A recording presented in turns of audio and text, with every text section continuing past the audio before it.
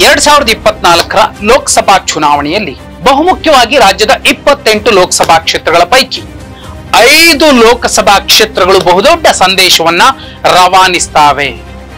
ಸಿದ್ದರಾಮಯ್ಯ ಅವರ ಬಳಿಕ ಯಾರು ಅನ್ನುವಂತಹ ಪ್ರಶ್ನೆಗೆ, ಅಹಿಂದಾದ ರಥವನ್ನ ಎಳೆಯುವಂತಹ ನೂತನ ಸಾರಥಿ ಯಾರು ಅನ್ನುವಂತಹ ಪ್ರಶ್ನೆಗೆ ಬಹು ಮುಖ್ಯವಾದಂತಹ ಉತ್ತರವನ್ನ ಈ 5 ಕ್ಷೇತ್ರಗಳಲ್ಲಿನ ರಿಸಲ್ಟ್ ಸ್ಪಷ್ಟವಾಗಿ ರವಾನಿಸುತ್ತೆ.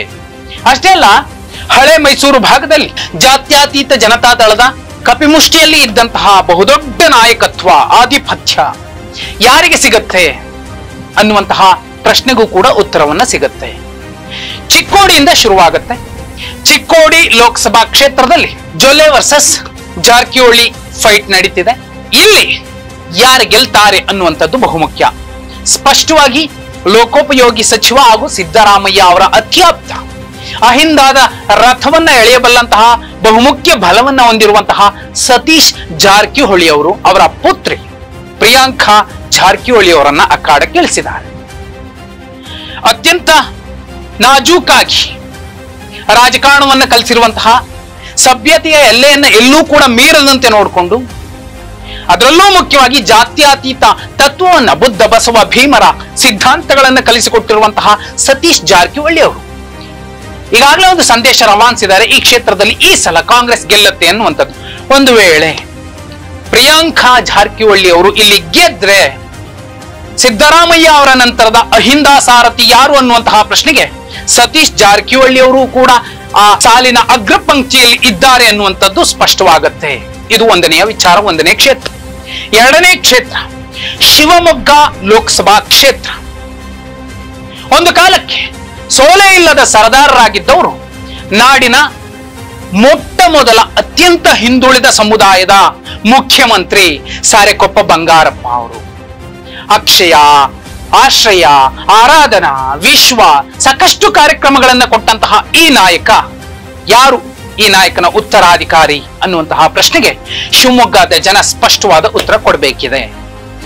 ಮಧು ಬಂಗಾರಪ್ಪ ಅವರು ತಂದೆ ಹೇಳಿದ್ದೇ ಮಾತು, ತಂದೆ ಹಾಕಿ ಕೊಟ್ಟಿದ್ದೇ ಮಾರ್ಗ ಅನ್ನುವ ಧಾಟಿಯಲ್ಲಿ, ಹಾದಿಯಲ್ಲಿ ಸಾಕ್ತಿದ್ದಾರೆ. ಇನ್ನು ಅವರ ಪುತ್ರಿ ಗೀತಾ ಶಿವರಾಜ್ ಕುಮಾರ್ ಅವರು ಈ ಸಲ ಗೆದ್ದೇ ಗೆಲ್ಬೇಕು ಅನ್ನುವಂತಹ ಉಮೇದಿನಲ್ಲಿದ್ದಾರೆ. ಆದ್ರೆ ಇಲ್ಲೂ ಕೂಡ ಕುತಂತ್ರದ ಒಂದು ರಣತಂತ್ರವನ್ನ ಗೀತಕ್ಕ ಬಳಸೋದಿಲ್ಲ. ಶಿವರಾಜ್ ಕುಮಾರ್ ಅವರು ಅಂತದಕ್ಕೆ ಆಸ್ಪದ ಕೊಡೋದಿಲ್ಲ. ಇಲ್ಲಿ ಶಿವರಾಜ್ ಕುಮಾರ್ ಅವರು ಬಂಗಾರಪ್ಪನವರ ಅಳಿಯನಾಗಿ ಅಷ್ಟೇ ಕೆಲಸ ಮಾಡ್ತಿದ್ದಾರೆ ವಿನಃ ಡಾಕ್ಟರ್ ರಾಜ್ಕುಮಾರ್ ಅವರ ಮಗನಾಗಿ ಕೆಲಸ ಮಾಡ್ತಿಲ್ಲ. ಒಂದು, ಮಧು ಬಂಗಾರಪ್ಪ ಅವರು ವರ್ಸಸ್ BY ರಾಘವೇಂದ್ರ ಅವರು ಫೈಟ್ ನಡೀತಿದೆ. ಇದು ಮಾಡು ಇಲ್ಲವೇ ಮಡಿ ಅನ್ನುವಂತಹ ಒಂದು ಸ್ಥಿತಿಗೆ ಬಂದು ನಿಂತಿದೆ ಯಡಿಯೂರಪ್ಪ ಅವರ ಕುಟುಂಬಕ್ಕೆ. ಯಾಕಂದ್ರೆ ಶಿಕಾರಿಪುರದಲ್ಲಿ ಕಳೆದ ವಿಧಾನಸಭಾ ಚುನಾವಣೆಯಲ್ಲಿ BY ವಿಜೇಂದ್ರ ಅವರು ಕೇವಲ 11,008 ಮತಗಳ ಅಂತರದಿಂದಷ್ಟೇ ಗೆಲ್ಲಬೇಕಾಯಿತು. ಯಾಕೆ? 2024ರ ಲೋಕಸಭಾ ಚುನಾವಣೆಯಲ್ಲೂ ಕೂಡ ಅಂತದ್ದೇ ಒಂದು ಹಿನ್ನಡೆ ಶುರುವಾದ್ರೆ ಅದು ಶಿಕಾರಿಪುರದಿಂದಲೇ ಏನಾಗಬಹುದು ಸ್ಪಷ್ಟವಾಗತ್ತೆ. ಇಲ್ಲಿ ಗೀತಾ ಶಿವರಾಜ್ ಕುಮಾರ್ ಅವರು ಗೆಲ್ಲೋದಕ್ಕೆ ಸಾಕಷ್ಟು ಅವಕಾಶಗಳಿದೆ, ವಾತಾವರಣ ಇದೆ.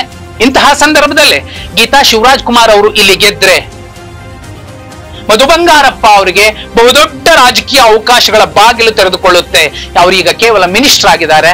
ಮುಂದಿನ ದಿನಮಾನಗಳಲ್ಲಿ ಅತ್ಯುನ್ನತ ಸ್ಥಾನಕ್ಕೆ ಇರುವಂತಹ ಎಲ್ಲ ಸಾಧ್ಯತೆಗಳು ಇದೆ. ಅಹಿಂದಾದ ರಥ ಎಳೆಯಬಲ್ಲಂತಹ ಎರಡನೇ ತಲೆಮಾರಿನ ನಾಯಕನ ಸ್ಥಾನ ಮಧು ಬಂಗಾರಪ್ಪ ಅವರಿಗೆ ಸಿಕ್ಕರೂ ಕೂಡ ಅಚ್ಚರಿ ಇಲ್ಲ. ಇನ್ನು ಮೂರನೆಯ ಕ್ಷೇತ್ರ ಹುಬ್ಬಳ್ಳಿ ಧಾರವಾಡ. ಒಂದು ಕಾಲಕ್ಕೆ ಧಾರವಾಡ ಉತ್ತರ ಲೋಕಸಭಾ ಕ್ಷೇತ್ರದಿಂದ 4 ಸಲ ಗೆದ್ದವರು ಹಿಂದುಳಿದ ಸಮುದಾಯಕ್ಕೆ ಸೇರಿದಂತಹ DK ನಾಯಕ್ ಅವರು.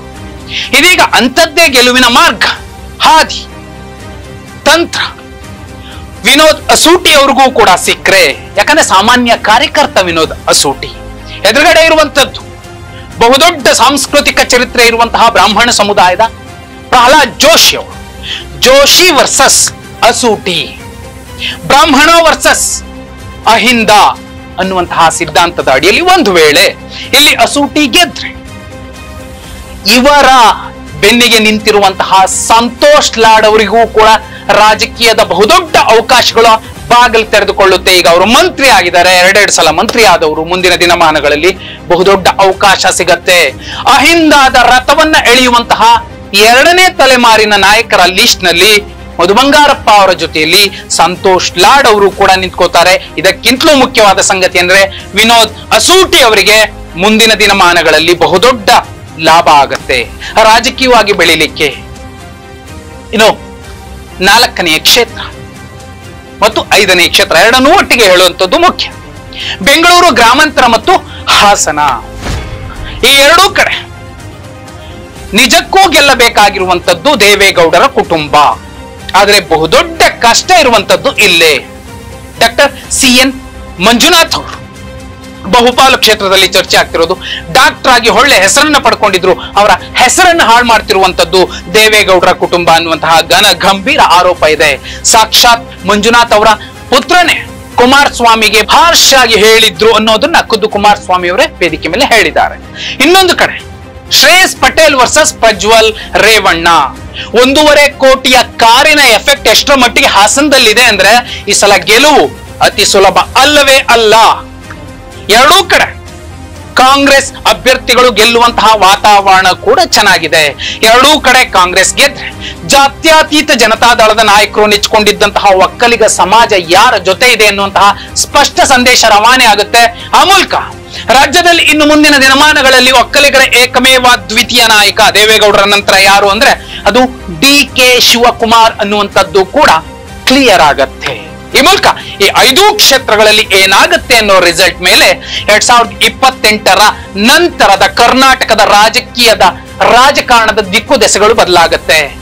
ಜೊತೆಯಲ್ಲಿ ಶಿವಮೊಗ್ಗದಲ್ಲಿ BY ವಿಜಯೇಂದ್ರ ಅವರು ರಾಜ್ಯಾಧ್ಯಕ್ಷರಾಗಿ ಸಾಧಿಸಿದ್ದೇನು, ಯಡಿಯೂರಪ್ಪ ಅನ್ನುವಂತಹ ದೈತ್ಯ ನಾಯಕ ಒಕ್ಕಲಿಗ ಸಮಾಜದ ಏಕಮೇವ ದ್ವಿತೀಯ ನಾಯಕ ಸಾಧಿಸಿದ್ದೇನು, ಈ ಎಲ್ಲ ಪ್ರಶ್ನೆಗಳಿಗೂ ಕೂಡ ಉತ್ತರ ಹುಡುಕ್ಬೇಕಾಗತ್ತೆ. ಸಾಕ್ಷಾತ್ ಮಾಜಿ ಪ್ರಧಾನಿ ದೇವೇಗೌಡರು, ಮಾಜಿ ಮುಖ್ಯಮಂತ್ರಿ ಕುಮಾರಸ್ವಾಮಿ ಅವರು ಹಾಸನ ಮತ್ತು ಬೆಂಗಳೂರು ಗ್ರಾಮಾಂತರದಲ್ಲಿ ಎಷ್ಟರ ಮಟ್ಟಿಗಿನ ವರ್ಚಸ್ಸನ್ನ ಉಳಿಸಿಕೊಂಡಿದ್ದಾರೆ ಅನ್ನೋ ಪ್ರಶ್ನೆಗೂ ಕೂಡ ಉತ್ತರ ಸಿಗಲಿದೆ.